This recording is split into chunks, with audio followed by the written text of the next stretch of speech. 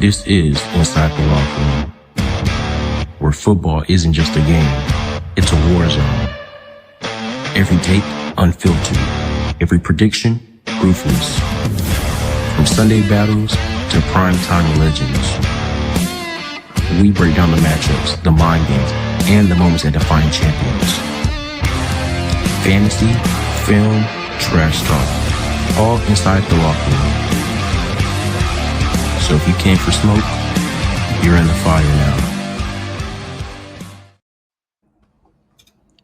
What is up inside the locker room? We are back with another episode, and today we have a special guest. But I'm gonna let our other co-host really introduce him because this was all his doing. Adam, the keys are yours. All right. Yeah, we've got a very special guest today joining us from Bear Den Live. If you just want to introduce yourself a little bit, throw out some shout outs to your socials, and yeah. Yeah, man. Thanks for having me, Adam, Deuce, B-Rod, everybody. Thanks for having me. Like Adam said, met Adam through Instagram, and shout out to him, man. He got this going. But if y'all want to follow my socials, I'm a big Bears fan. Post Bears content on the daily. Going to be going to training camp tomorrow, so my socials are at Bear Den Live, mainly through Instagram, Twitter, and TikTok. Shoot me a follow, shoot me a message if you guys ever want to collab or talk Bears. Let's do it. Alrighty. Nice. Yeah, without further ado, let's get into it. We had day one of Bears training camp yesterday. No. Wasn't maybe exactly how you would have planned it, but what were your reactions to kind of an off day for day one of Bears training camp? It's a good question. We're starting off hot. I think everybody loses. God, might as well, right? I think everybody loses their mind over the first day of camp. I don't think it's something to freak out over. I always tell myself it's like me going to my first day of work, and I don't know, I make a mistake. So I think Bears media and a lot of execs that stream podcast and at ESPN, everybody started freaking out over Caleb. I know Colin Cowherd was talking this morning. He released a whole 20-minute video about how there's trouble in Chicago. I'm not worried. I think it's part of a process. Every quarterback takes time to develop, and we have obviously a whole new regime under Ben Johnson. So it's going to take time for him to develop, and I'm not worried at all. So. Yeah, I mean, I agree with you. Like you said, it's the first day. You gotta get the jitters out, and I mean, Colin Cowherd, not to throw him under the bus or anything, but he's always looking for a headline. So I'm not surprised that he came out and put a 20-minute video out there. Deuce or Ben, any thoughts on this?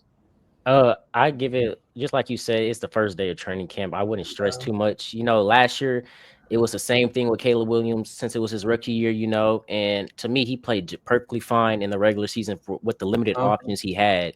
So, and also you got to note, this is a new change, like a new coaching regime. So it's going to be different than it was last year, but it's training camp. Mistakes happen. The media likes to find these little mistakes and make it something so big, but I think Caleb is fine. I think the Bears will be fine. But Benji? Yeah, I mean, you guys all hit the nail on the head. Obviously, it's still very, very early. We're still in July, folks. So we still have, a whole month of preseason to go through. And then, we get to the promised land that is the regular season. But Bear Down, I also wanted to ask you too, we mentioned a lot of things regarding, growing pains, a lot of people's, first time doing things. Kind of, we have a new head coach, new regime, and Ben Johnson. But for a player like Luther Burden, who is 6 foot physical receiver, you guys, me and Adam watched him get drafted live. That was a pretty sick moment. So my question to you is, as a part of he's a other receiver apart from a Dunze and also DJ Moore. So what will Luther Burden, try to accomplish this training camp, and what could he get done, this summer? Yeah, it's a good question. Honestly, he hasn't participated in anything during the summer. I think he participated maybe in minicamp. Not sure. I don't think he did. He's been struggling with his soft tissue in his hamstring. He wasn't placed on the PUP list or the NFI list. But everybody started freaking out yesterday too. We had our own media outlets freaking out and like bashing him, like they drafted him to be, not a burden and stuff like that. But once he does come back, I don't expect him to, pick up the speed right away. I mean, coming off an injury, right? Probably all of us play sports. We know that it takes time to revamp and rehab the right way. And I actually am very appreciative that the Bears are taking a very critical and conservative approach to his injury. I'd rather have him be 100% rather than be 80% and get screwed up in the beginning of the season. Then that's a whole different story. But if he does come back, the summer, then I just assume that he's going to just be rehabbing, taking things slow, and just trying to build that connect and that shotgun and under center. I think quickness with Caleb. I think Ben Johnson wants Caleb to sit under center instead of shotgun. So I think with Luther and DJ and Rome, I think once he is back, I think he needs to pick up on that. And I think I don't think I'm worried. He's got a big frame, like you said. He's 6 foot. He's doing his thing. He released a video 2 days ago. He's working out. He's doing his thing. But I'm glad that he's taking it slow. And I think that he'll come back strong. So. Yeah, and I mean, for some listeners that maybe don't know, like if the draft happened 1 year sooner, he would have been like the number 1 wide receiver prospect. And he had a little bit of a down year in college, but the Missouri offense was just kind of iffy also. So from a grading perspective, he was still like a very, very good receiver. And I just can't wait to watch him with the ball in his hands. He's got that crazy yard after catch ability. So, I mean, yeah, it's going to be very, very fun to watch with Caleb Williams, DJ Moore, Odunze, and then adding in Luther Burden. And kind of segues into the next question. What are your thoughts on Colson Loveland? Were you surprised that he went 10th overall? Already having Cole Kmet, do you love the guy? Overall thoughts. Hey, Hey, shout out Pitch Grid, man. He knows what's up, man. I was caught off guard. I didn't expect the Bears to take a tight end. I don't think anybody, if you were a Bears fan and you said that you knew we were going to take a tight end, I know you would be BSing me because we have Kmet. We gave him a big contract. And so taking Loveland it caught me off guard. But I won't say that I didn't like the pick. I went back and I watched his Michigan tape, and he's a freaking monster. He's huge. He's a beast. He can catch. He can block. He can do whatever you need. He's like a wide receiver tight end, right? Blocking, route running ability. Yeah, it's off the charts. It's off the charts, right? Adam, you know that. You two know that too, probably. You guys, his tape is insane. But I will say it caught me off guard. But as time has progressed, I've appreciated that. Ben Johnson took him, knowing what he did with Laporta.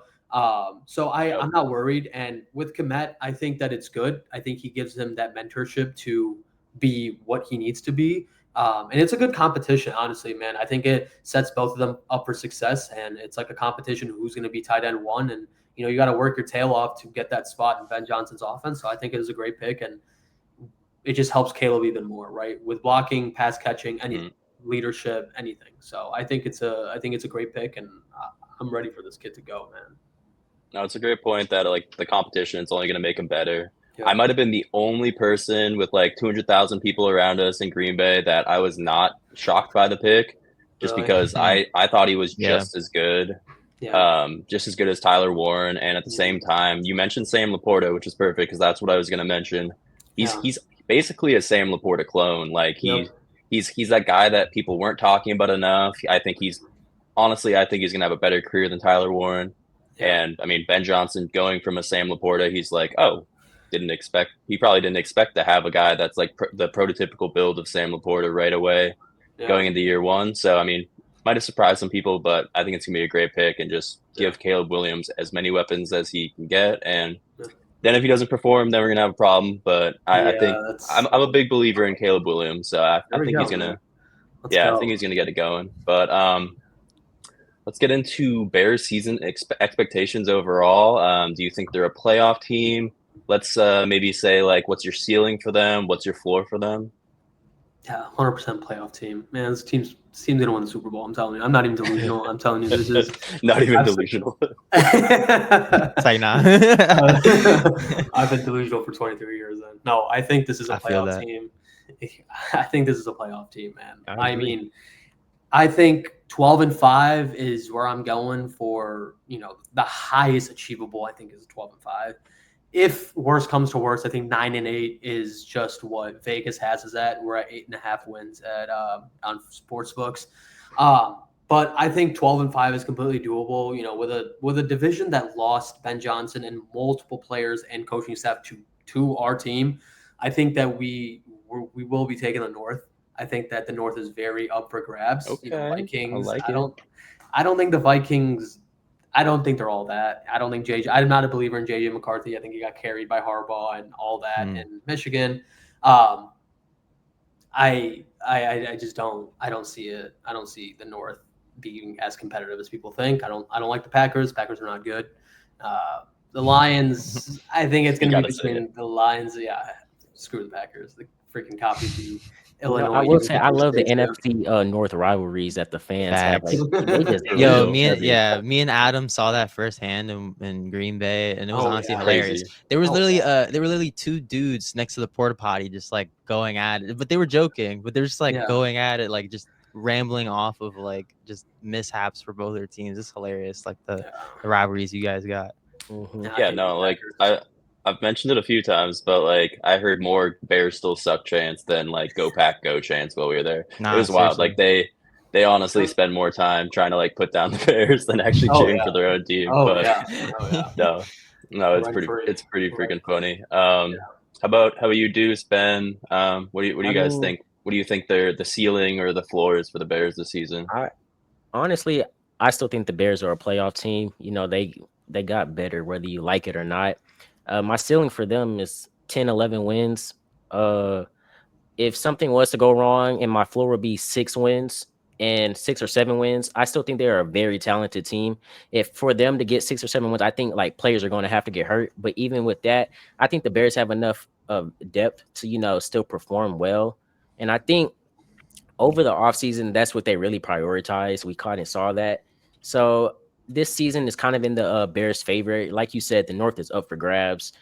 You can debate all day who has the best chance. Like each team, you know, whether you like it or not, they have a valid reason, you know, why they could be a top 2 team in the North. So, but in my opinion, I think the Bears are that top team. I think it's debatable with them and the Packers. It could be debatable with the Lions. I got to see the Lions play a game first. You know, a lot of people are hyping them up, but they did just lose 2 coordinators. So I have to kind of watch the Lions first before I can even think about putting them first. But competing for that 2-3 spot for me would be, you know, the Packers and the Bears, like right there. That's just my opinion. Yeah, it's definitely going to be an interesting year. Me personally, I think the NFC North is going to be the best division in football next year, without a doubt. I feel like people like to count the Vikings out of next year, but we just truly don't, like kind of like the Atlanta Falcons. We just truly don't know what they're going to be next year with the no quarterback change. Nathan says really quickly, what are your thoughts on the Chicago Bears defense this season, starting with the secondary, Jalen Johnson, Kyler Gordon, Tyreek Stevenson, along with the safeties, Brisker and Kevin Byard? Yeah. And wait, actually, before you answer that, I will say this because for the people in Instagram comments, we got a comment that said about the Vikings. It's no hate to the Vikings. I do think the Vikings have, you know, kind of a lesser case than other teams to kind of win the North. I still think they'll be a 7-8 win team or even a 9-win team.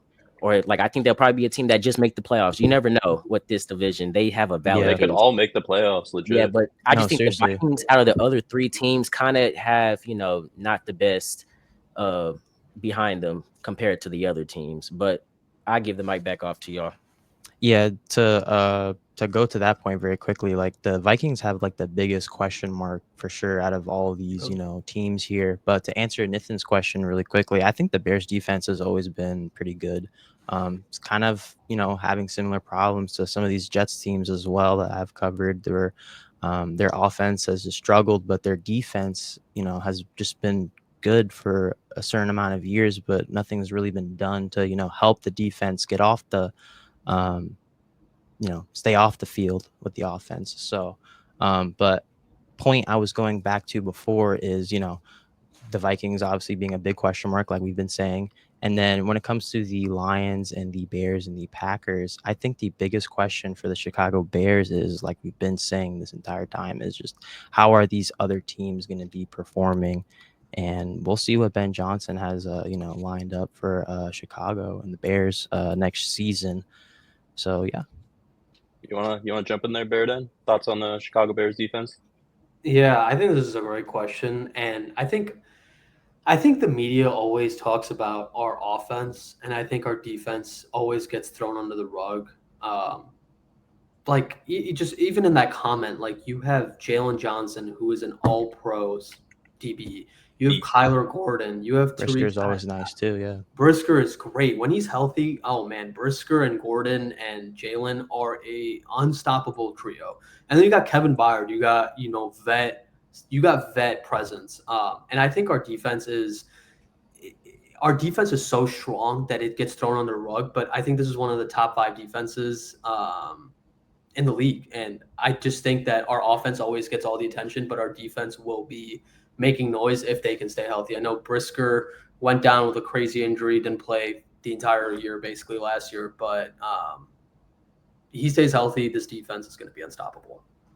Yeah, definitely undercrediting the defense sometimes. And also I was going to say really quickly too, I think the Bears, they don't really have any, super strong, holes that they need to fill. But, we have discussed a little bit about the running back room.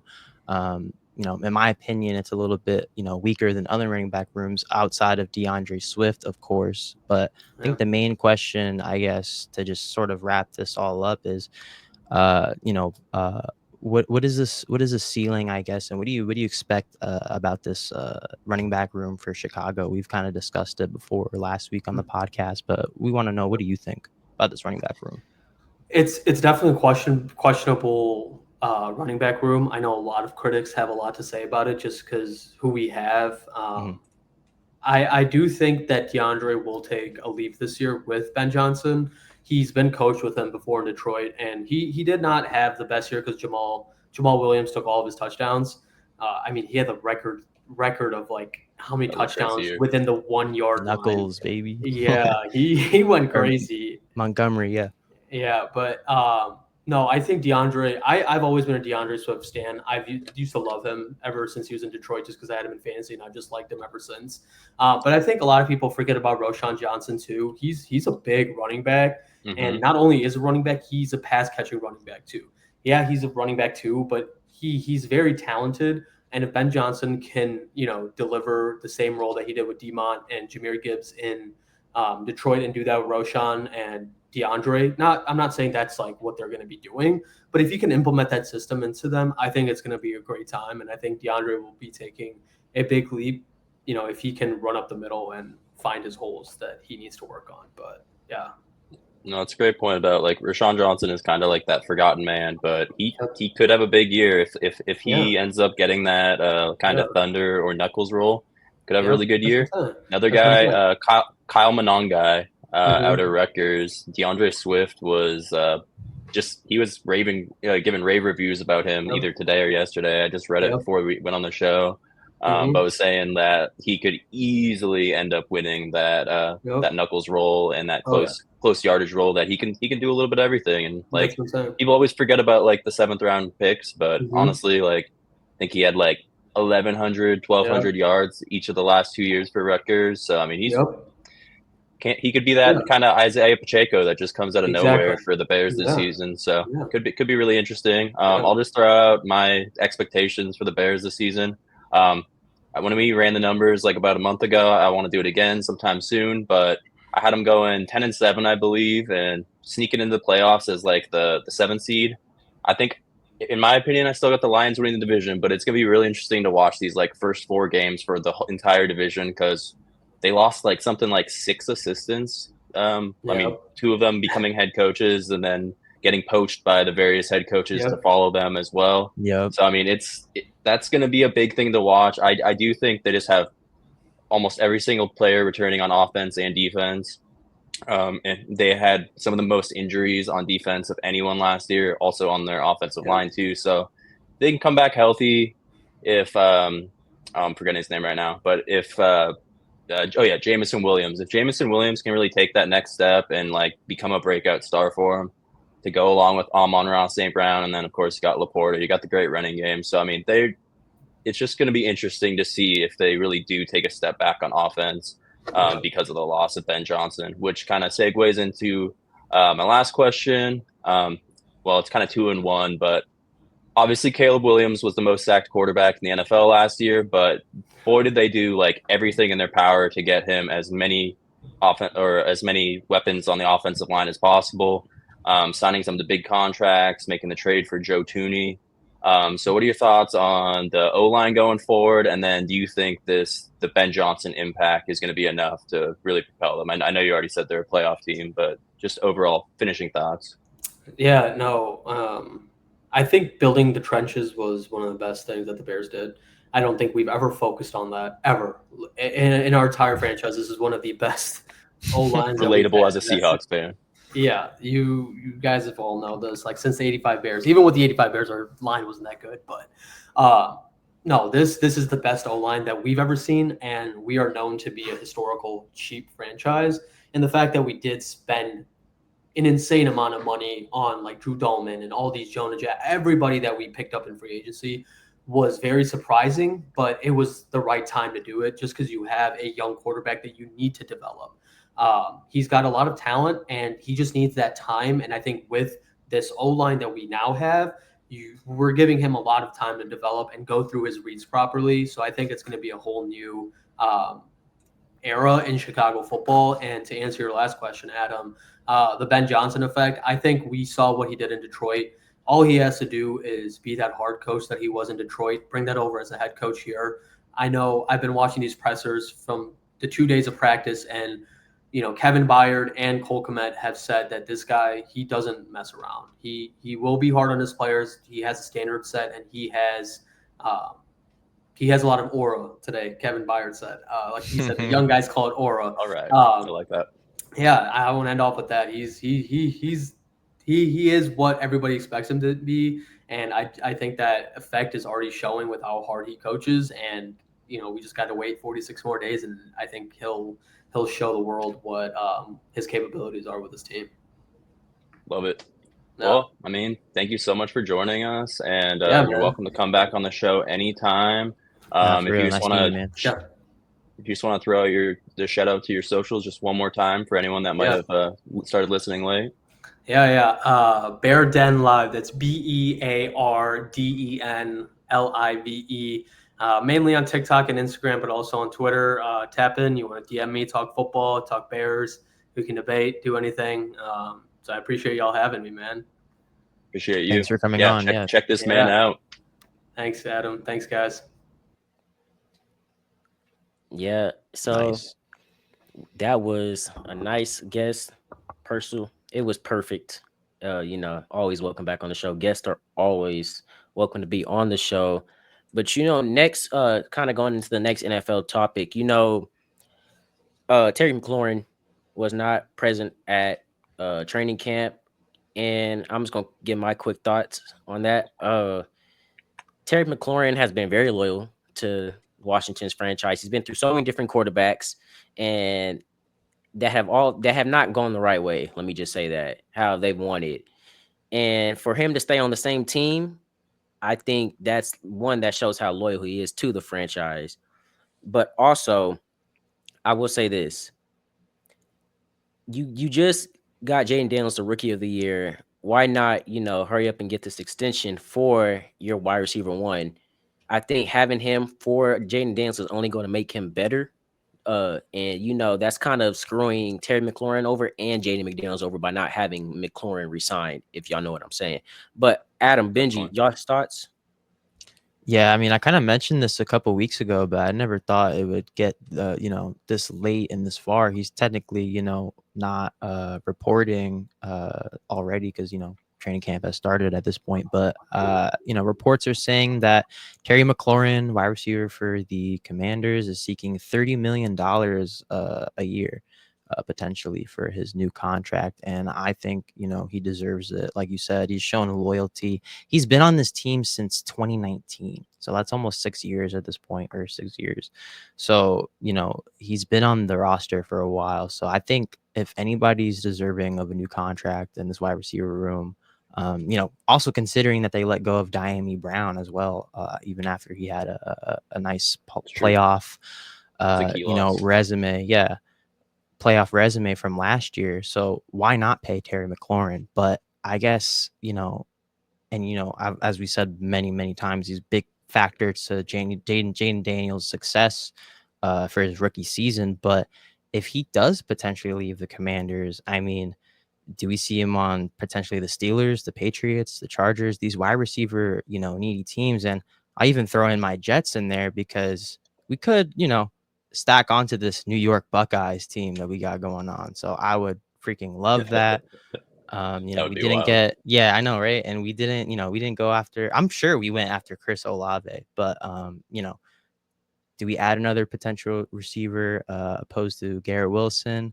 But we'll see if Terry McLaurin gets the contract he wants from the Commanders. I think they would be honestly dumb not to re-sign him. So, Adam, what are your thoughts on this? I mean, you kind of hit the nail on the head right at the end. I completely agree. Like, they would be very dumb to not re-sign him. He's literally been keeping the Commanders afloat since his rookie year. Pretty sure he's had 1,000 yards every single year. Maybe one year he missed it by like 20, 30 yards. He was like the entire offense before Jaden Daniels. And they already showed so much chemistry with Jaden Daniels having the crazy year. They went to the playoffs. And I think they have a realistic chance of challenging the Eagles for the division. I still would probably pick the Eagles by like one game, but I think it's going to come down to those final few games. And I really do think it's just a lot of posturing at the moment. You see it every single year from a lot of players, and some players will even do what's called hold in, where like they'll go to practice, but they just stand on the sidelines. So it'll be interesting to watch over like the next week. But I think long term, there's no way that he's not a Commander by the time the season starts. And I mean, he has to be on the team, because otherwise, like Jaden Daniels had some good chemistry with Zach Ertz. Now you've got Deebo Samuel. Yeah, supposedly he's really forming a nice chemistry there too. But like, to me, Deebo Samuel is only as effective if you have Terry McLaurin, because then he can be that wide receiver too. And we've already seen him kind of like take a step back, look a little bit slower. But from what I've heard from Jaden Daniels reports at practice and everything, he's like, this man hasn't slowed down at all. So I really think they want that dynamic duo. I don't even necessarily think they would have gone for Deebo unless they had long-term plans of just building this offense more and more. So like I said, I think it's a lot of posturing at the end of the day, and I think he'll be in camp sooner than later, and he's going to have a great season. Probably another 1,000-yard season, another 10 touchdowns, somewhere around there.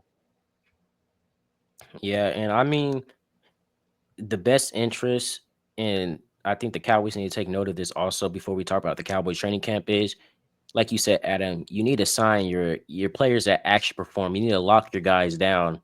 And you can say this to the Bengals fans too that have done Trey Hendrickson dirty and did Shamar Stewart.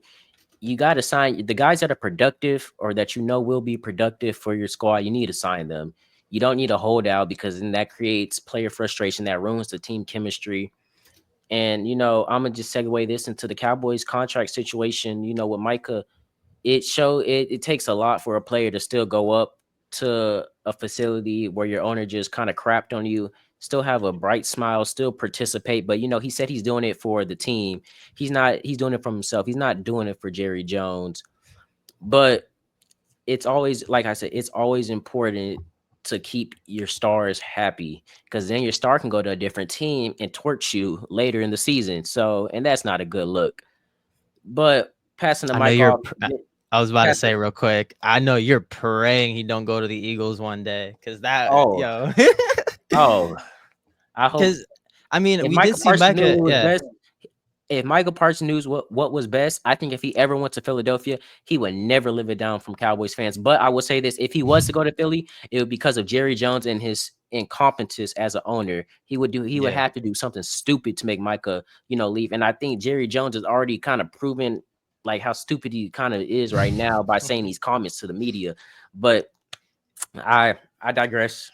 Yeah, it was surprising to see that, yet again, like we mentioned, Micah Parsons kind of, throwing things out there like, hey, if this is the end, this is the end. And it's pretty much a common denominator from all these players. Like, Trey Hendrickson is in Florida right now, just chilling. So like, but the common denominator is that these guys just want to get paid, you know. So but to Jerry Jones's, you know, I guess point of view, he did just give Dak Prescott, you know, a mega contract last year, and he only played 7 or 8 games. So, you know, from the owner's perspective, it's like, you know, he's getting a little trauma from paying these players these humongous contracts and then it just not working out. So, Yeah, but and I we've mean, seen time and time again to just, you know, it's pay like your what I players. But said.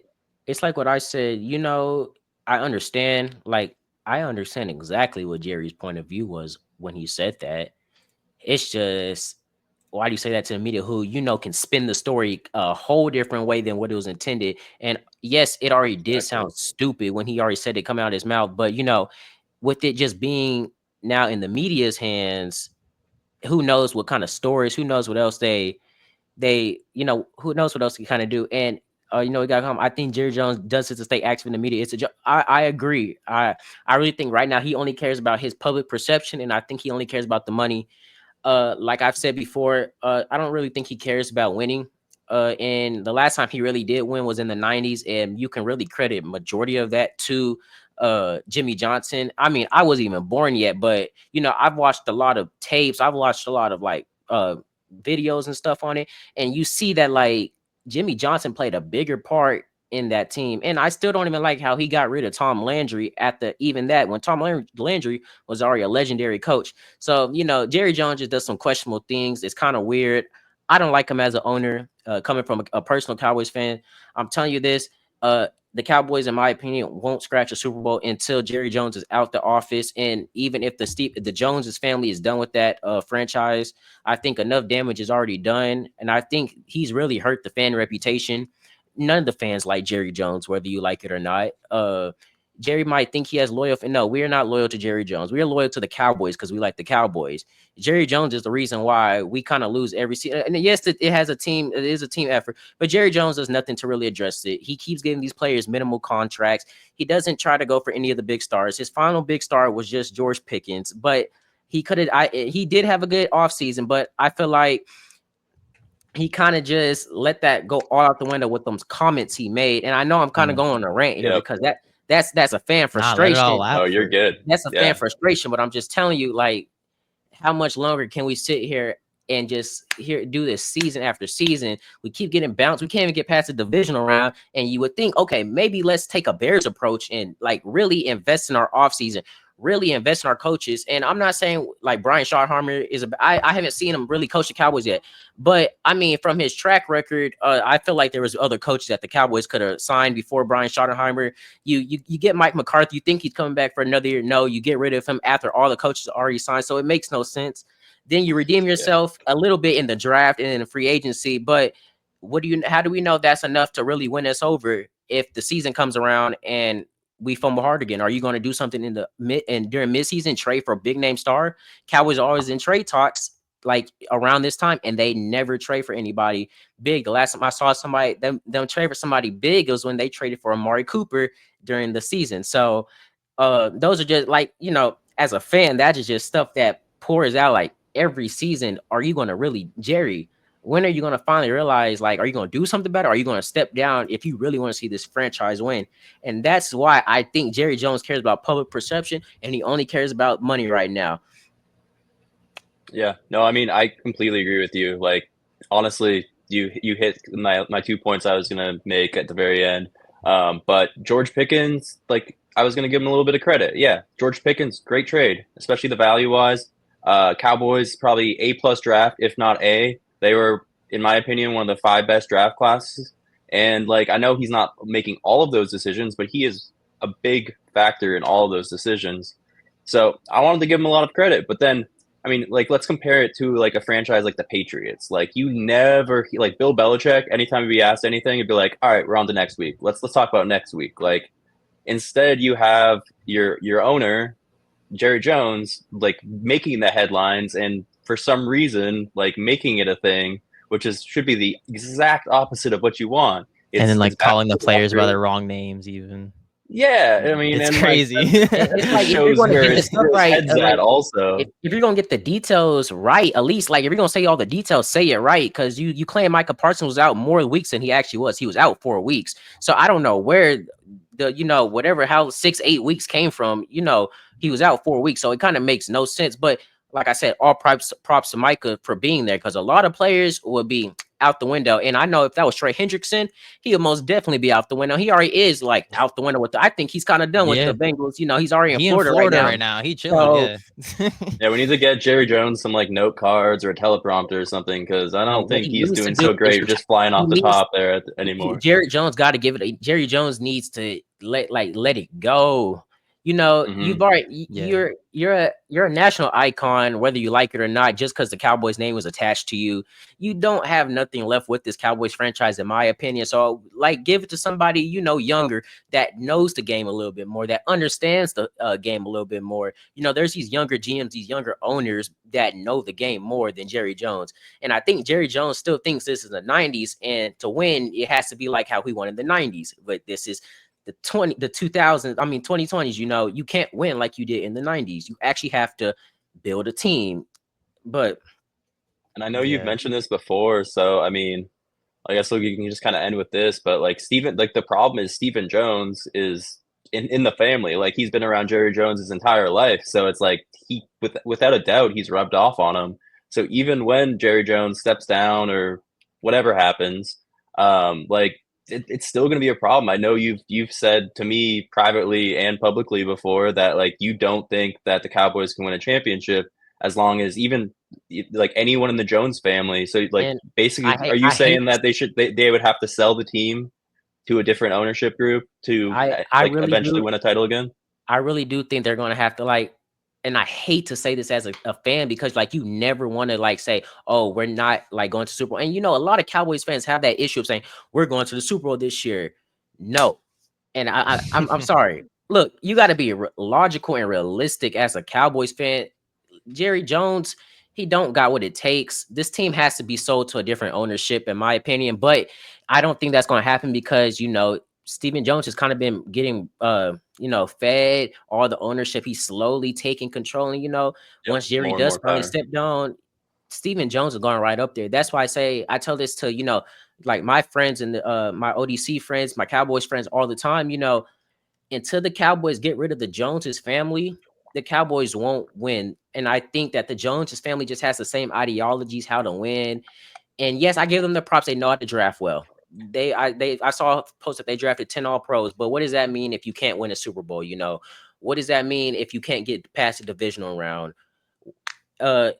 These players, I think all the players that we pay, they're good enough to compete for a Super Bowl, but it's like the minor things that are the reason we lose.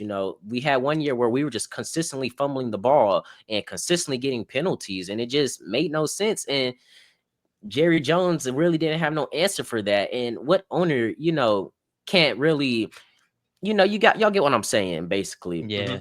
I just don't think he's a good owner. I want the ownership to go to a more younger person that knows the game a little bit better.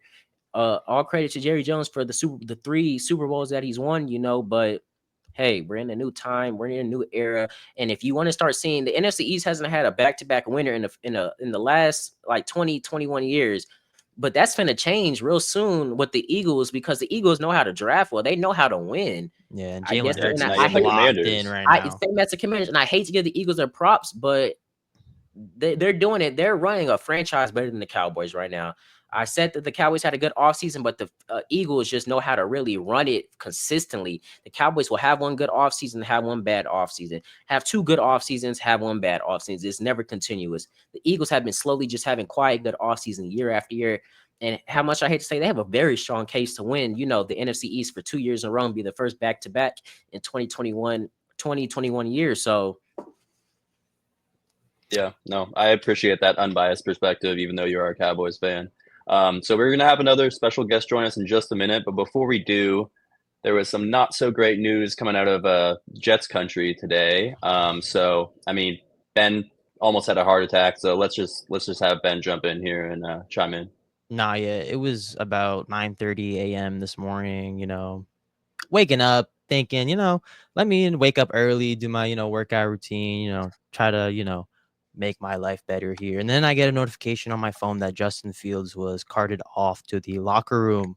But not only that, it was a non-contact injury. So for about a couple hours, or not a couple hours, but a decent amount of time, Jets media and just Jets fandom was just on fire. We didn't know what to do. We didn't know what to think, because we just didn't know the severity of the injury. All we knew is that Justin Fields was carted off to the locker room this morning off of a non-contact injury. But when Aaron Glenn spoke to the media, he said that it was a toe injury that Justin Fields suffered, that he didn't know the severity of it yet. But then later on, Rich Cimini, longtime Jets reporter, comes out and says that they're thankful that he has sustained a serious injury. So he avoided a very serious injury this morning, but he is expected to make the week 1 start for the Steelers, and he is considered day to day. So huge bullet dodged by, this Jets offense. Just goes to show that sometimes the world just needs to remind us that, hey, we're Jets fans. So, we really have to no, seriously, because I actually think y'all are cursed. I no, actually seriously, because cursed, bro. in years past, you just hear non-contact. It's just, that's the worst thing you could hear for a Jets quarterback. And we all held our breath this morning, but hoping for a speedy recovery for my boy Justin. And season's still on, of course. And First preseason game I, is next week, so that'll be interesting to watch. yeah, exactly. So, it's going to be interesting to see, the rehab process, how exactly hurt his toe is. I know it is not on his planting foot, so that's also a good thing. But yeah, I'm going to be at training camp tomorrow as well, bright and early. So if anybody else is there at One Jets Drive at the beautiful Florham Park in Jersey, shout out Jersey, let me know. But yeah, it was just so scary this morning. I honestly would have sobbed myself to sleep every single night if he was indeed out for the season. But luckily, Can't blame you.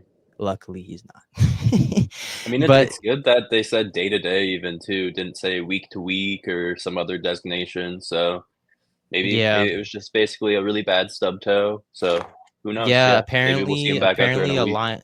Apparently a lineman maybe stepped on his toe or something Oh, that's right. I while did he hear was that. dropping back. So, it could have been as Hey, simple Adam, as that. But Don't even I have your know pads on yet. I know this Go is ahead. kind of different. Blue Jays are winning 9-1 right now against the Tigers. Oh wow, yeah, I actually have it on in the background. Oh Yeah, it my was Tigers gosh. 1-0 when we went on air. That's Oh my wild, gosh, actually. life is good 9 right what straight now. inning runs. is it? We're looking at Bottom of the I 7th. can't see from here. Oh, Bottom of Bottom the of the 7th. 7th. dang.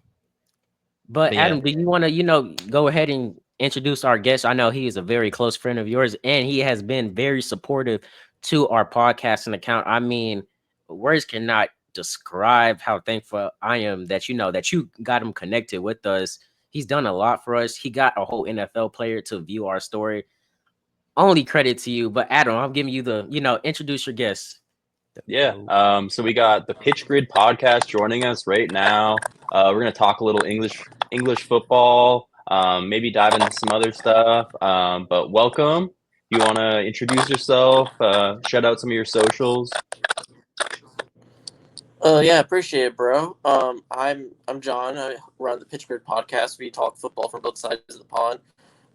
You can find us on Instagram, pretty much any socials. We're on YouTube as well for our long form content. Try to post a lot of socials and short form and long form, and try to give voice and perspective to every team, every club, and make sure that all that perspective is heard, because nuance is key for everything. Love it. Yeah, and I mean, Deuce already said it very well, but yeah, I appreciate all of your support. You are the man for always reposting, shouting out everyone, and yeah, I'm glad you're hitting some milestones too. Always happy to return the favor, but welcome to the show. So let's get into some English soccer or football.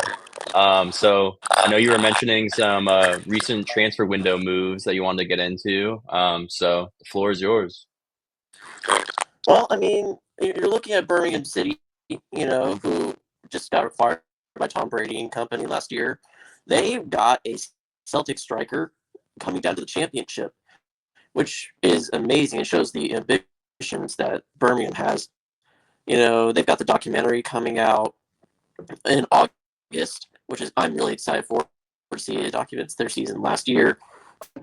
Wrexham are making a lot of moves as well, trying to compete. They just signed Josh Windus from who just got let go from Sheffield Wednesday because of all the crap that's going on there. But it just shows that these teams are trying to really compete and flex their money and the access they have to a lot of avenues that a lot of the championship teams don't have. And of course, you have Gyökeres going to Arsenal, which is a huge move. And as a championship coverage guy, it's crazy to see him go from Coventry to Arsenal in a couple of years' time. So, I don't know if John, if you're able to like adjust something on your audio. It's just coming out a little rough. oh, it is. Crap. Yeah, it's all good. If you can't, it's all good. No worries. It's just coming out like a little gargly. It's maybe a little bit better, but I mean, we can keep rolling through. Yeah, I don't know. It's weird with like the feedback. You're hearing that too, Deuce, right? Yeah, Wait, I I'm can't. hearing it. Okay, that was weird. I couldn't hear you at all. Yeah, it's all good. When he gets it fixed, I'll add him back. But Adam, Sure. just really talking about it. Just keep giving some more of your insight, on what the soccer and everything that's been going on right now. Yeah, I mean, I guess I'll dive into some Chelsea real quick. So they're just coming off winning the first ever Club World Cup. So really building some big momentum on the world stage. A lot of the Brazilian clubs really impressed me. Even some of the American MLS clubs. I know the Sounders took one of the Brazilian clubs to almost the end of the game. So that was really awesome to see. But back to Chelsea, I mean, they've been making moves nonstop. They're already linked to some more players that they're looking to add very, very soon. So I think they could be maybe not title favorites, but they're going to be one of four clubs next year between Liverpool, Arsenal, Manchester City, and then Chelsea. And then you can maybe throw in Manchester United if they right that ship. So yeah, it's gonna be really exciting, and they did qualify for the Champions League as well, which for anyone that doesn't know, that basically just takes like the top 4 to 5 teams across all of the different top divisions across all of Europe. So you have like the best French leagues, you have the best German league or German teams versus the best English teams. Then you have like Italian leagues in there too. So it's a really, really cool competition because you get to see the best of the best in the entire world. And I mean, for people that don't know, I mean, soccer is the biggest sport in the entire world. It's played in more countries than any other sport. So I'm always really excited to talk about it and share any insights and keep growing the game that I played more than any other sport growing up. And I mean, But yeah, it go ahead. looks like our guest is back. Perfect. Pit Grid, if you are ready to go, just let me know and we'll get you back in. Adam, talking about Marcus Smart to the Lakers, do you like this move or not? A lot of Lakers fans are happy. And I'm gonna say this: when the Celtics traded him, I was surprised too. I really didn't think they were going to let go of him, but he was traded. But now he's in LA, and he had talks, with Luka, or I guess Luka kind of got him to really sign to the Lakers. I think it's going to help the Lakers very well defensively. This really does bring the defensive, like the presence that the Lakers need, because the Lakers kind of at times look clueless on the defense. But Adam, just your quick thoughts on that on the Lakers. Yeah, I love the signing. Yeah, I guess it was a buyout, and then so I mean it's only 2 years, $11 million. So financially, it's not that big of an investment in the crazy amount of basketball dollars that get thrown around. But you put him with Jared Vanderbilt and then Jake LaRavia, who was also another signing in the offseason. about similar dollars. So you add those three guys in the mix. Basically, they Rob Pelinka lost Dorian Finney-Smith, or maybe better way to put it is let him go.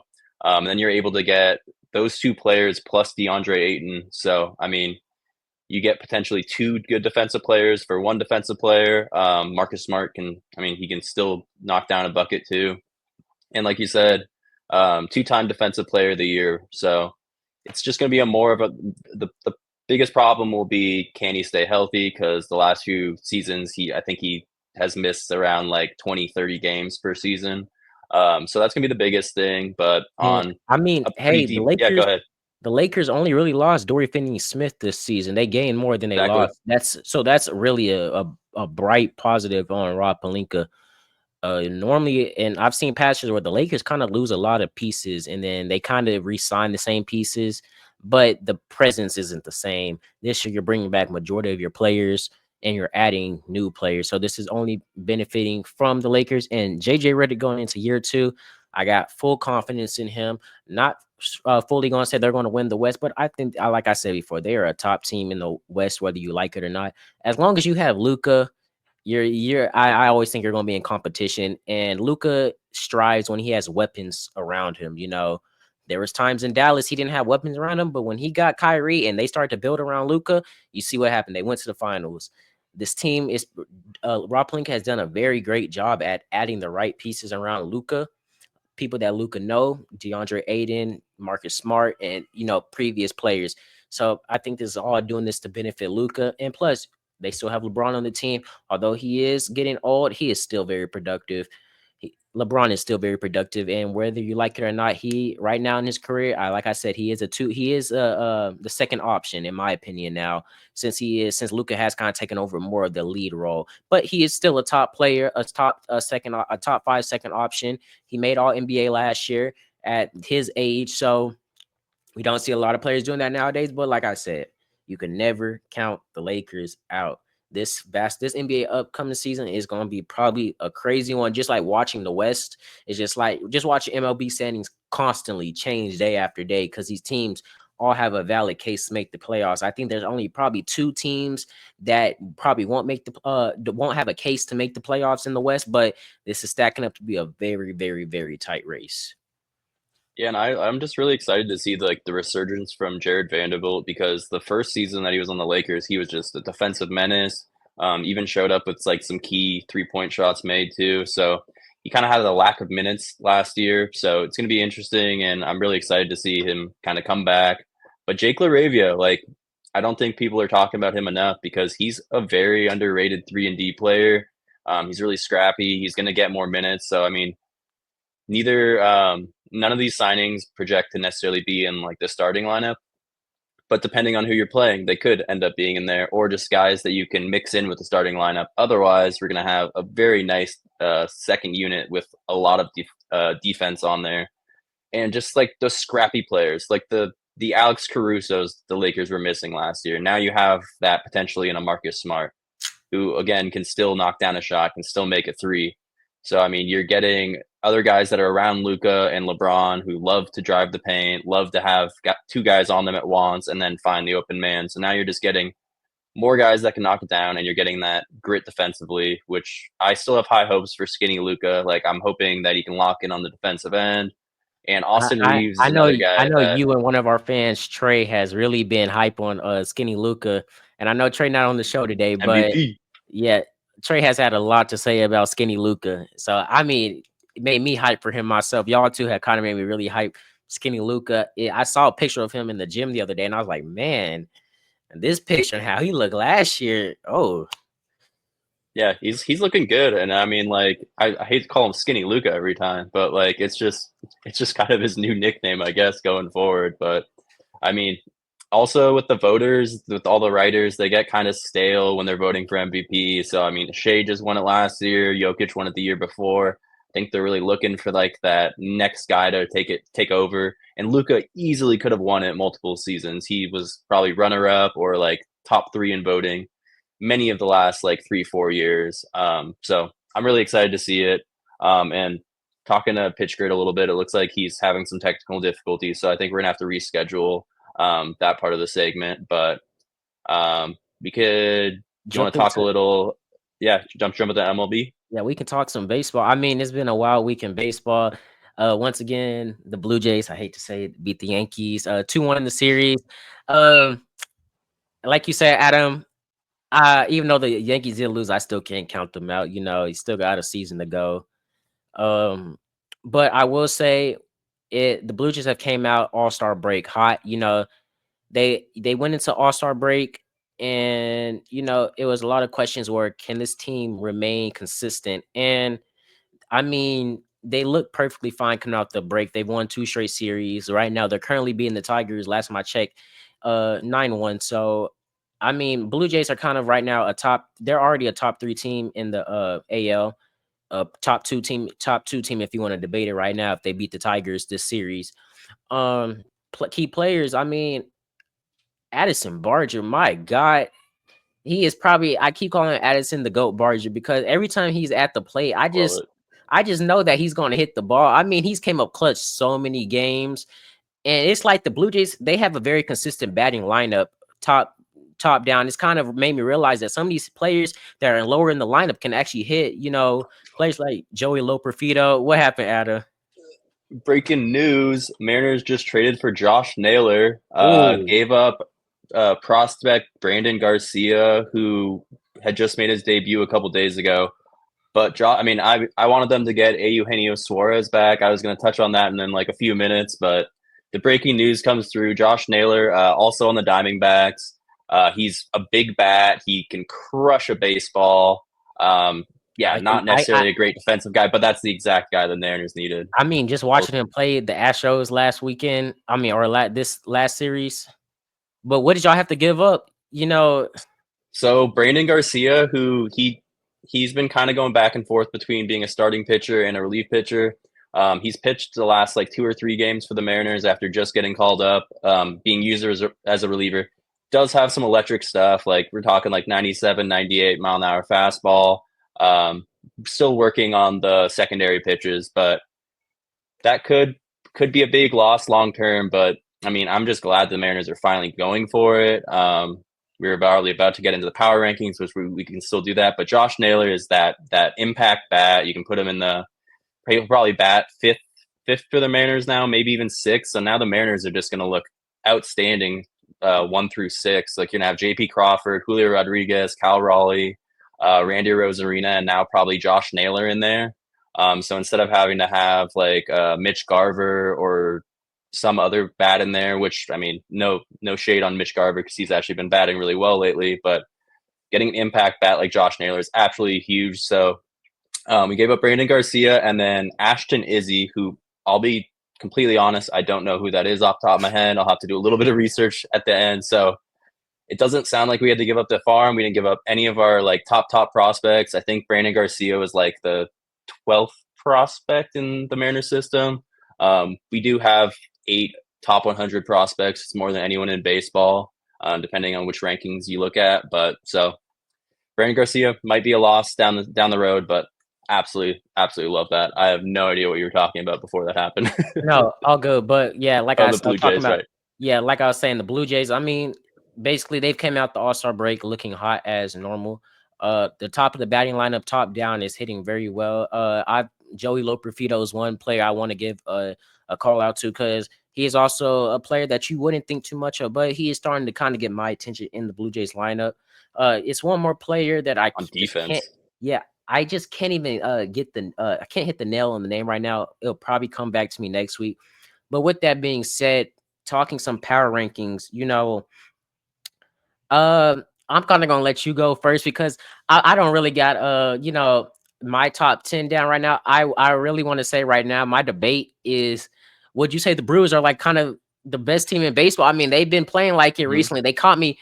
I mean, one week they're down here, the next week they're at the top of the rankings. They're beating the Cubs for first. So I mean, really, before we even like get into a power ranking, would you say the Brewers have the best case or right now are just the best team in baseball? Yeah, I moved them up to number 1 in my power rankings this week. Just coming off the series with the Mariners, I actually thought the Mariners played them really well. Brewers took first game 6-0. Then the Mariners were able to get the shutout in game 2, 1-0. And then yesterday was kind of not a fun game to watch as a Mariners fan. I think it was 10-2 Brewers. But I'll just say right now, the Mariners were able to go 6-6 after playing the Yankees before the All-Star break. They were swept by the Yankees, but then they were able to sweep the Tigers, who at the time were the best team in baseball, pretty much without a doubt by anyone. And then they were able to take 2 out of 3 from the Astros, so that was a huge one. If they would have swept the Astros, they would have only been 2 games behind. But either way, that's a huge win. And then the Brewers, where they lost 2 out of 3, but to go 6-6 against all 4 of those teams are in the top 10 in the power rankings. So that actually helped me boost up the Mariners quite a bit.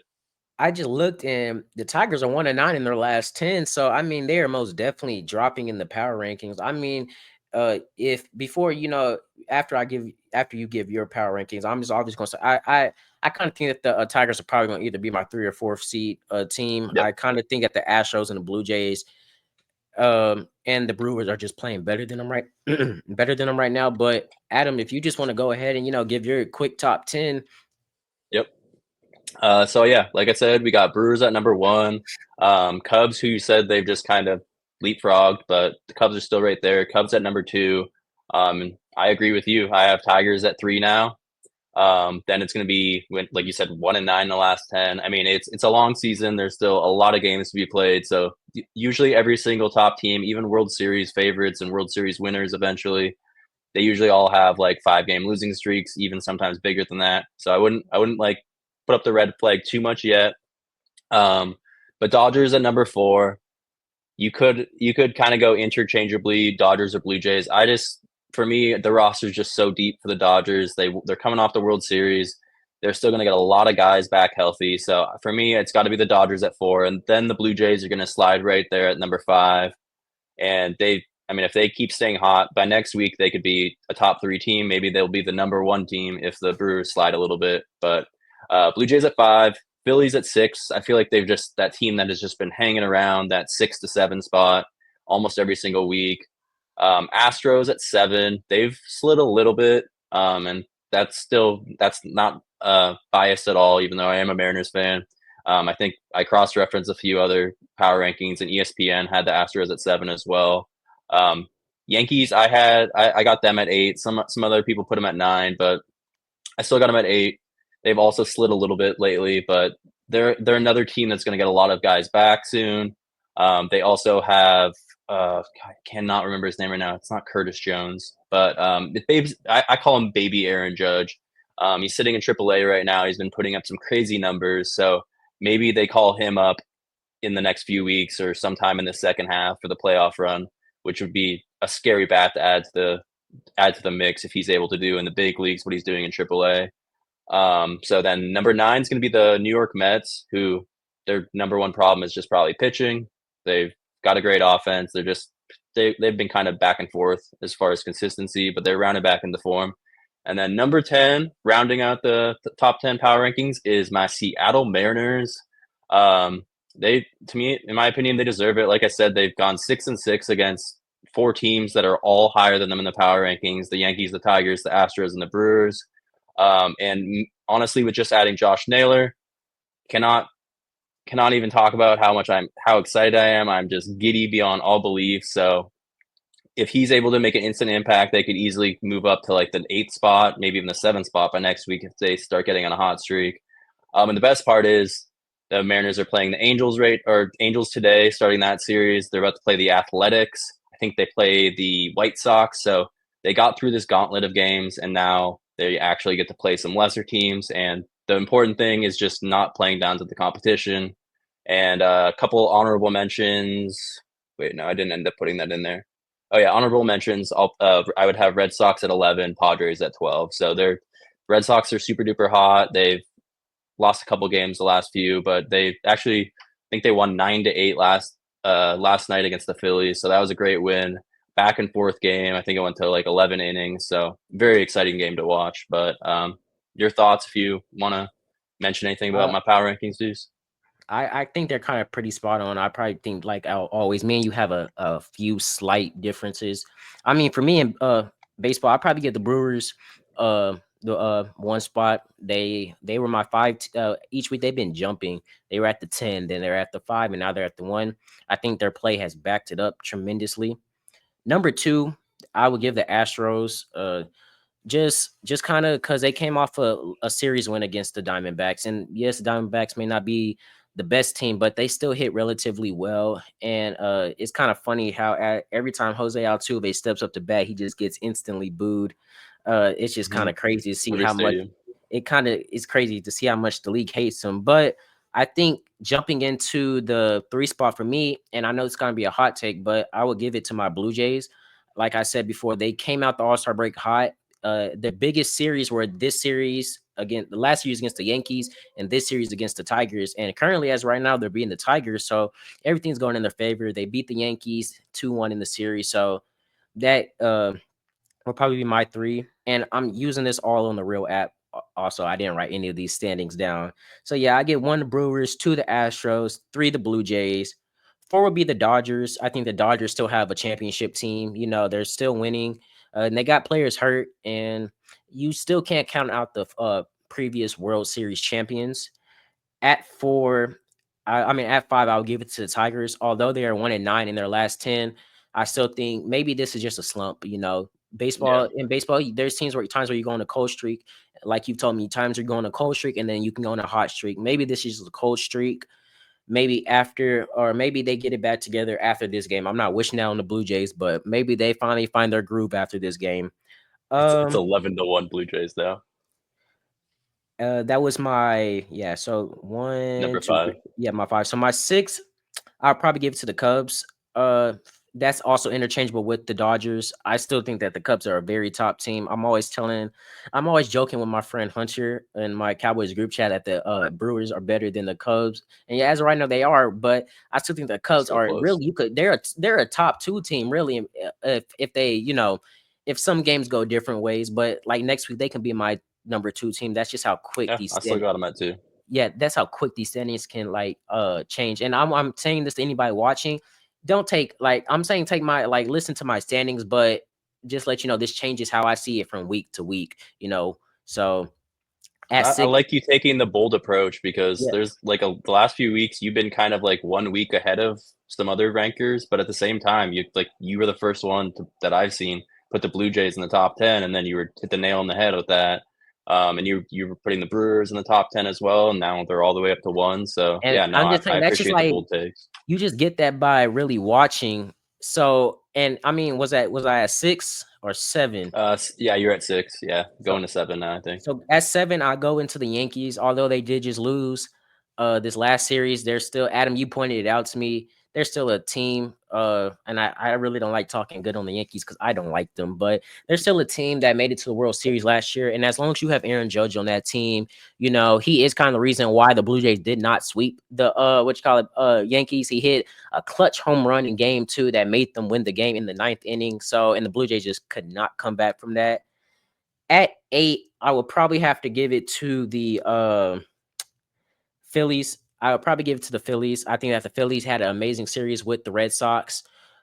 9, I still give it to the Red Sox. Like you said, the Red Sox are still a team that has been putting close games. Going into the All-Star break, they looked incredible, and it looked like Rafael Devers really didn't even matter if they traded him because honestly, they look better without him this season or since trading him.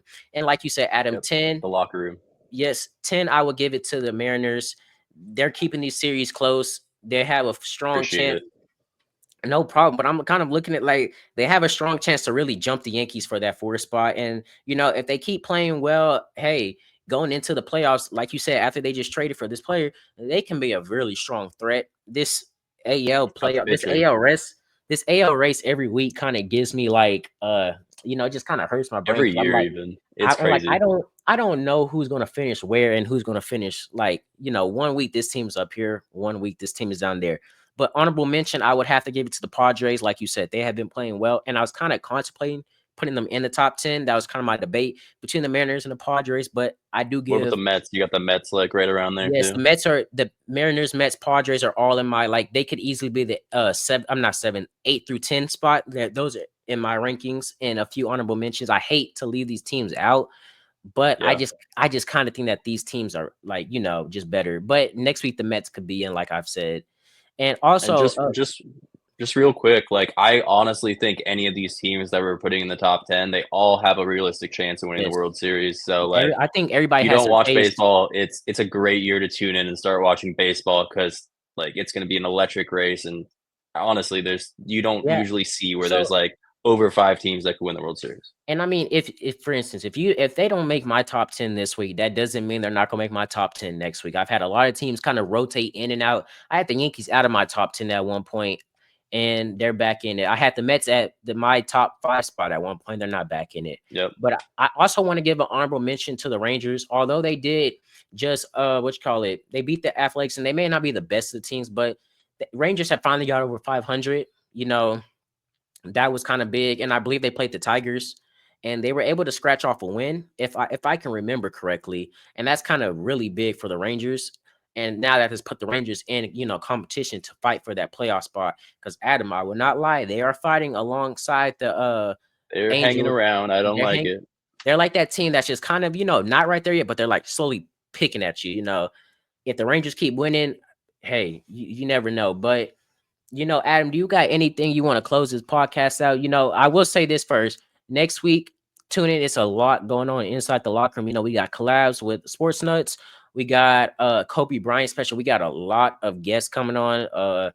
My personal friend. We got Adam's friends.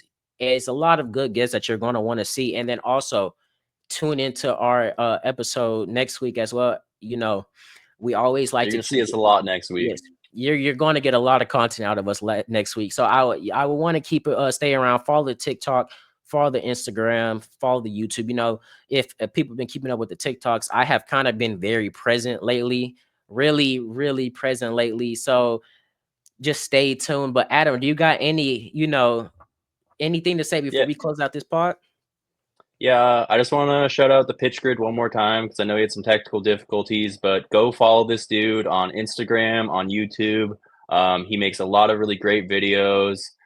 He makes a lot of like really cool what if videos of what if this play didn't happen? How would that have changed a dynasty? Like he makes some really great content.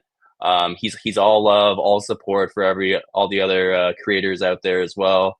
But I know he's really trying to grow his YouTube following, so go check out the Pitch Grid on YouTube. He'll definitely appreciate it, and yeah, you won't be disappointed in the content. And I mean, also, I would Yeah, also go say ahead. this, check out our another partner. They didn't join today, but Sports Nuts, they're also Mhm. another podcast that has really, really helped us grow. So I would also say Most definitely. check them out. We are all, we all like to help each other grow. We're all in communication with each other. We all get feedback, we all give advice. So that is something that I love about this sports community. But Adam, giving it back to you. Yeah, one more thing that we didn't touch on, and it was kind of some big news in this past week. Tyrann Mathieu retiring from the Saints, and I know I was kind of holding off just in case Michael was able to make it and jump in here. But I mean, for me, he's been one of the best safeties over the last 5 to 10 seasons. You could put him up next to most of the safeties in the league currently and past retired safeties. And I mean, the Honey Badger nickname, it's a great nickname. It's followed him forever. But like, he really, really does make all those little plays. I'm really glad that he was able to win a Super Bowl before he retired. So shout out to Tyrann Mathieu. Any thoughts on that, Deuce, before we close it up? I mean, I'm not really like I've always heard of his name. He was really a player that, well, like you said, was a top safety, and I'm glad that he got his ring, and then he got to return to the Bayou in New Orleans because he did go to college in LSU. So I kind of do wish Michael was on here to really get to explain. And next week he'll probably get to talk some more, touch on it a little bit more.